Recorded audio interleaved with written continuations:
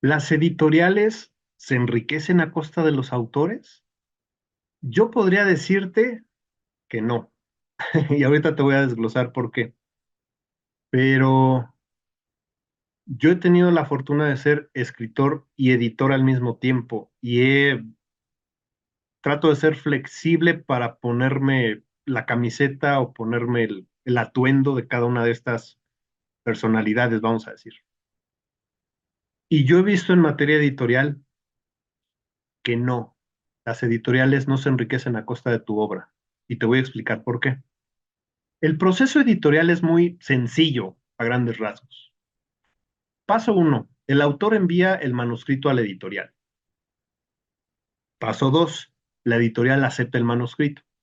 Paso 3, el autor y la editorial firman un contrato. Esto es importantísimo y ponlo como un principio de vida. Si no hay contrato, no hay trato. Y no solamente en el asunto de la literatura y la editorial, en cualquier asunto de tu vida. Si no hay contrato, no hay trato, aunque sea con tus amigos, para cosas laborales. Siguiente paso, la editorial trabaja en lo que llamamos servicios editoriales, que abarcan desde la corrección del manuscrito, la formación del libro, el diseño de portada, la promoción, el marketing, toda esa rama de posibilidades.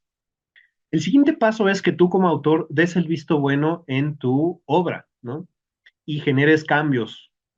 No cambios oye, se me ocurrió un nuevo capítulo, oye, le quiero meter este párrafo extra. No, se trata de que todo esté bien formado, que en el proceso de diseño y armado no se hayan comido algún texto al final de algún capítulo, que realmente las palabras y las frases en las cuales quedaron de acuerdo para que tengan estilos como negritas, cursivas, etcétera, realmente estén marcadas así y te sientas tú a gusto y entonces des el visto bueno a la editorial. Con el visto bueno, la editorial manda a imprimir y entonces la editorial se encarga de la venta y distribución. Ese es el proceso general. Puede tener muchas ramificaciones, diferencias, variaciones, pero en general es eso. Ahora bien, ¿qué pasa cuando el libro está en la librería y viene el proceso de venta, de compra y de pago de regalías? Vamos a suponer que tu libro cuesta 200 pesos. Estoy hablando de un precio en México. Yo estoy en México. Entonces, vamos a suponer que tu libro cuesta 200 pesos, precio de venta al público. De ahí la editorial tiene que desglosar ciertos rubros para distribuir esos 200 pesos. Por lo general, los libreros y distribuidores fungen en un rango entre el 35 y el 50% del precio de venta al público, es decir, de 200 pesos que, que vas a ofrecerle a los posibles lectores. Y he sabido que en unos casos y en cadenas, sobre todo comerciales, el porcentaje puede ir hasta el 52 o 53%. Pero vamos a cerrarlo a 50, es más fácil hablar de números cerrados.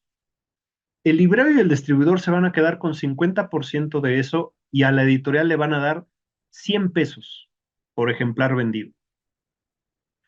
De esos 100 pesos, la editorial tiene que distribuir un 30%, vamos a hablar en términos generales, en inversión, transportes, proveedores, otros gastos. Luz, lo que sea, computadoras, software, cualquier gasto alusivo. Tiene que designar, o lo ideal sería designar ese dinero para las funciones operativas de la empresa. ¿Qué le queda a la editorial? Le queda 20%. ¿De qué? De 100 pesos. No pierdas de vista el número en amarillo que está hasta arriba. 10% son regalías del autor, pero no de los 100 pesos que recibió. La editorial te va a dar 10% de regalías sobre el precio de venta al público. Es decir, si el precio de venta al público es de 200 pesos, a ti te van a pagar 20 pesos por ejemplar vendido. ¿Sale? ¿Y qué le queda a la editorial? En teoría, la ganancia de la editorial, la ganancia, es similar a tus regalías como autor, a mis regalías como autor. Estamos hablando de un estimado promedio. Por supuesto que puede haber variaciones. Pero con este desglose, ¿realmente la editorial se está enriqueciendo a costa tuya? ¿Cuál es el problema en el precio de venta al público?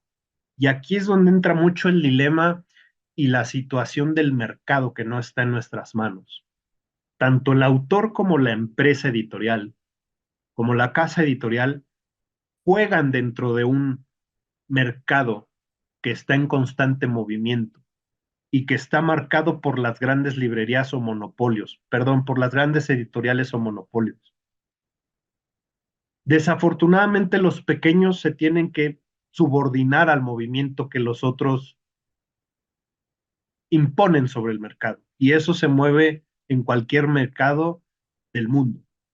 Los grandes imponen a los pequeños y sobre eso se van dando los movimientos alrededor. Los libros son muy caros.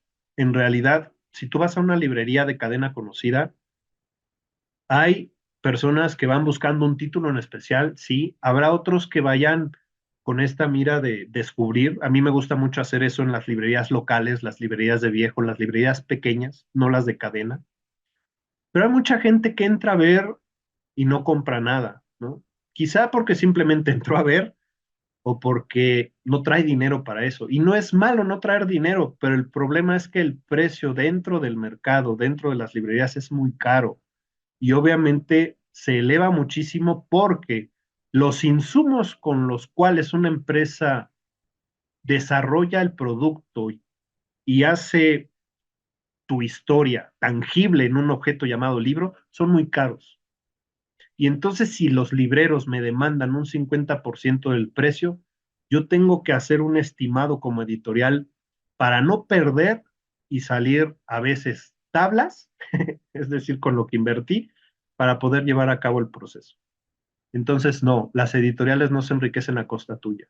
Por eso es muy importante también que firmes un contrato de edición siempre. La editorial está obligada a darte un contrato de edición y tienes todo el derecho como ciudadano de revisarlo con tu abogado, con tu asesor, con tu especialista y ver si realmente ese es el camino que te conviene. Entonces, acuérdate de ese principio. Si no hay contrato, no hay trato. No firmes nada, no cedas nada. Es tu obra, son tus derechos. Y por otro lado, si tú quisieras ganarte estos 200 pesos directos, te voy a decir algo que puede sonar muy agresivo, pero créeme, te lo digo con mucho amor y mucho respeto. Si no quieres pasar por todo ese proceso, entonces imprime el libro tú.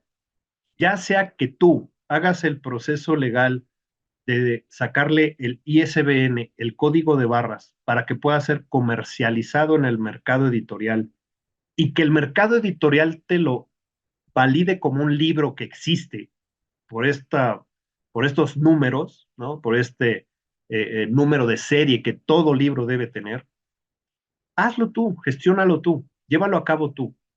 Pero siempre es importante saber que vas a tener que hacer un camino muy largo. No solamente vas a escribir y vas a editar, tienes que formar, tienes que diseñar, tienes que corregir, tienes que revisar, tienes que distribuir, tienes que vender, tienes que hacer muchas cosas afuera. Hay gente que lo hace, enhorabuena, pero yo me pregunto, ¿tú podrías, con las otras actividades que tienes alrededor, tal vez no vives de la literatura, tal vez tienes que hacer un trabajo, tienes hijos, tienes familia que mantener, tienes tal vez deudas que pagar, inversiones que todavía no regresan, muchos factores que hay alrededor de tu proyecto libro, de tu proyecto editorial, de tu proyecto literario? Entonces, piensa en todas esas áreas de tu vida alrededor del libro y ve si realmente puedes llevar a cabo todo ese proceso tú solo, tú sola.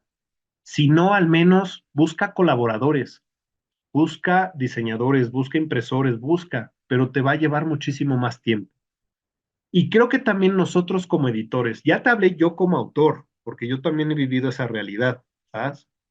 Y ahora te hablo yo como editor. Nosotros los editores también debemos sensibilizarnos ante esas cuestiones del mercado que no están en nuestras manos, sobre todo los que somos editoriales independientes, pequeñas, micros y medianas empresas, si es que estamos legalmente constituidos.